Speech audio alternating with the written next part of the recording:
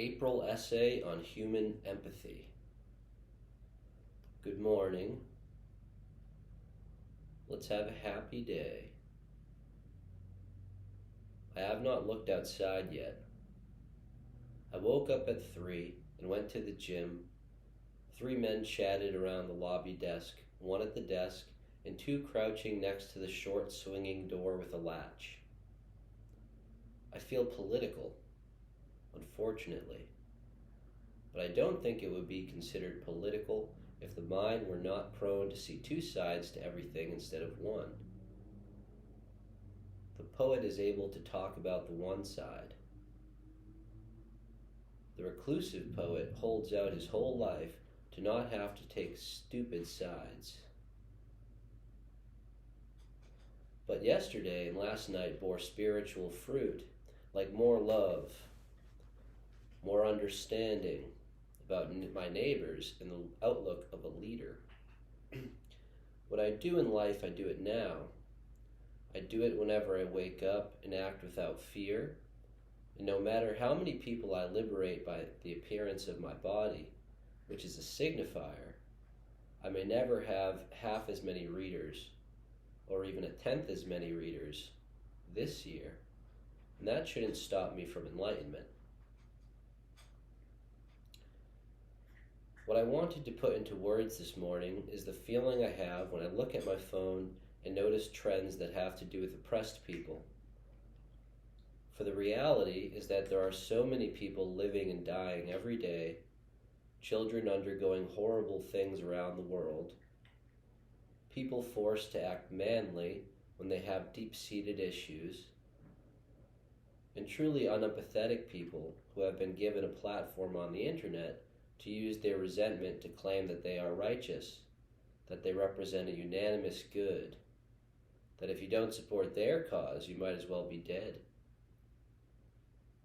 The terrible flaw of some of these narratives is that they are not historically accurate at all, and have more to do with America's current history than human history.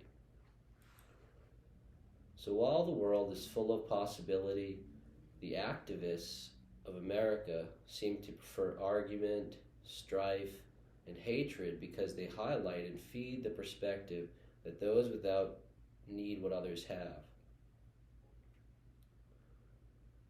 What's good about being a poet is that if you think you know what groups of people I'm talking about, you're only assuming, because I am writing about the undercurrent, which is probably nothing new. And, what's more, certain civil issues of today, though they are important, receive so much media and money, while there are still atrocities like hunger, poverty, pollution, murder, kidnapping, etc. And jobs are given to people so that companies can seem ethical, while that person is just another person, and they aren't as handicapped as they are made to be by the propaganda based on their image.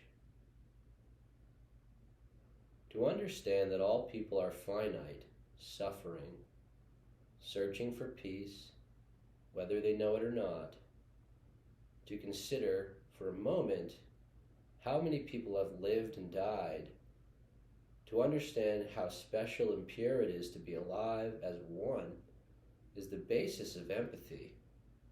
Not to have to fit people into groups within smaller narratives that are blind to pure food and water life. Civil issues, if only seen as what they are when inflated by media, will cause a capable helper of others to spend a lifetime keeping their own soul quiet, afraid of the rhetoric machine. Because, in reality, we have come very far at this time in human rights. We have so many more resources and better health in general than our ancestors.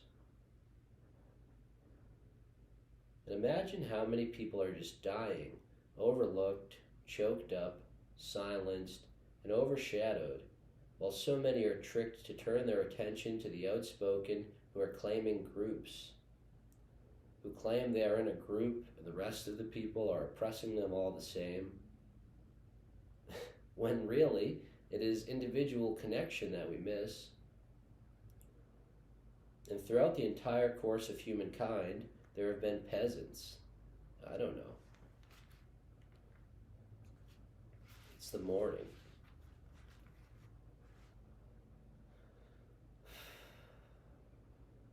The problem I have is that I'm 30 and thought as a young man I would write and make beautiful work, but let the world in, and am made to since I rely on my phone. Maybe if I looked at the phone news less, I would see life more clearly, because these issues are not as universal as spokespeople would like you to think they are, as they work like a politic. What's relevant is nature, and the sunrise on another day, and how we would see each other with nothing but love like children do if it weren't for so much tumult and a lack of basic organic unity. How can people get their kicks and advantage in life by claiming the world is mean to them, yet actually receive money from and support people who are famous for appearing to care and exploit people's frustration to have them turn on each other and believe they need the figureheads to cooperate with their neighbors?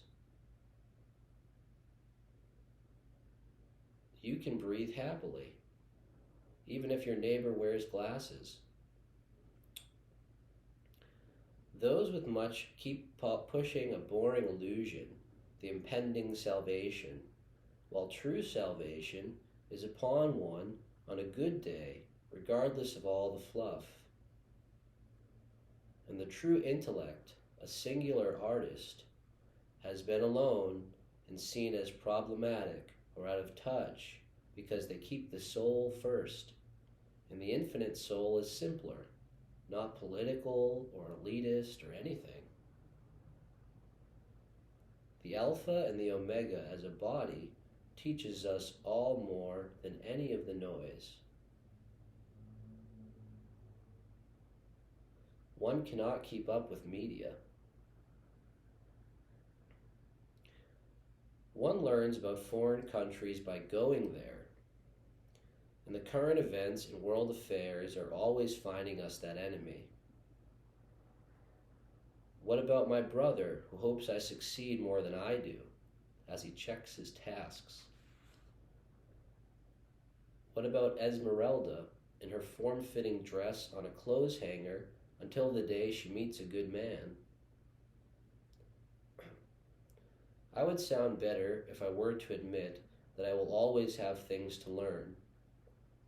And I don't wish anyone to lose the progress they have made in their lives, but I'm afraid that every day we live, there is a chance to love and grow and really make something of ourselves as people.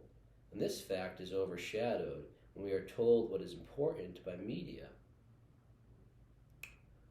There is more good done by not getting mad about injustice and loving the gender or look of the man with childlike love from individual to individual on one occasion in silence than an insurmountable wall of hate speech.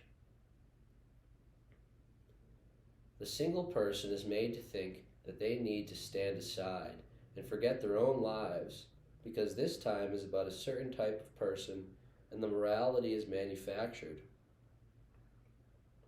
Not on the ground with all of us walking around trying to do better. And how many will be used as workers that line the pockets of people who benefit off the notion that your individual dream is childish,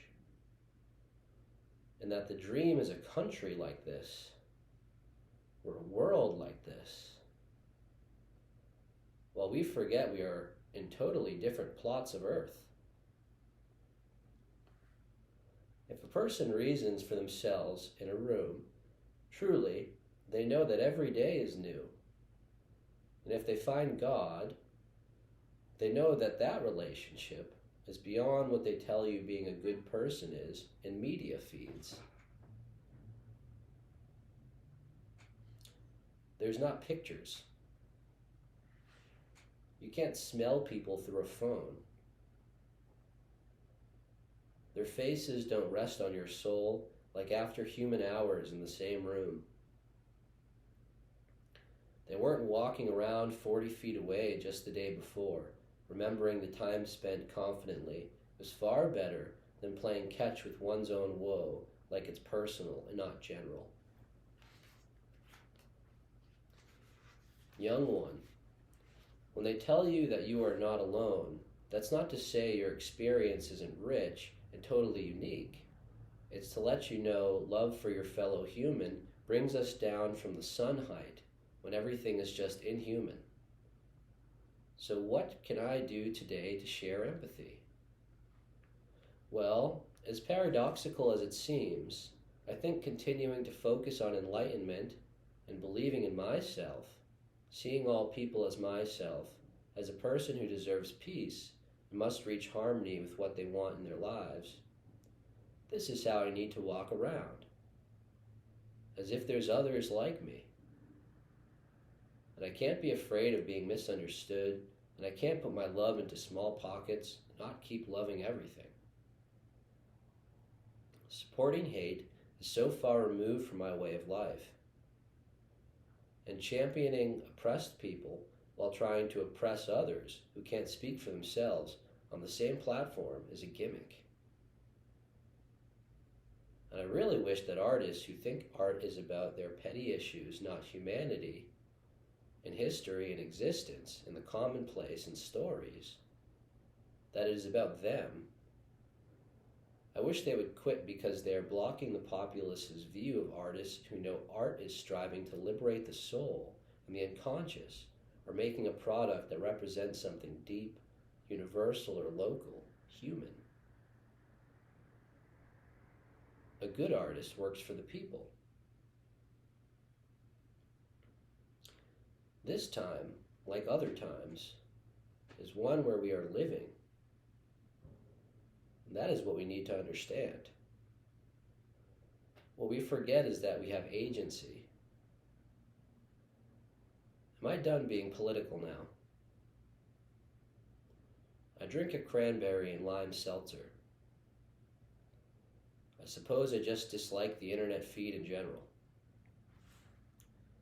It's all people suffering in words and images that only evoke a tisk-tisk or the crude fact that there's a war in the Ukraine, while I'm worried about a type of cereal. Like a Yahoo article that reads, student with 2 published books, 4.2 GPA, and 1560 SAT score rejected by Harvard, MIT, Yale, and Princeton. And you look at the picture of the person, and it's a man who seems to want to look younger than he is. And you feel the information in the headline is fishy. So much of the internet is totally irrelevant. It changes my mood around children. I want my acclaim, and maybe that's why my whole grudge. But I'm going to get it, even if it is from one person I speak to today, or from one person I hand a book, who only mutters, "Oh yeah, Kathy and Beth and the kids," and keeps walking. I'm really going to live, even if media or the bidders would have you think that I'm just another person, like the other people, because I'm pink, yada yada. I work alone so that one day it is clear I am an artist who lived the life of an artist, not as someone cashing in on watered down oppression. And when that time comes for me, there will be wonderful works to read and a style of language that changes the world and brings us into a future where I am me. And later today, I go into rooms, teach, listen to poems, ride the bus, and I sit looking down, and I forget which one I am.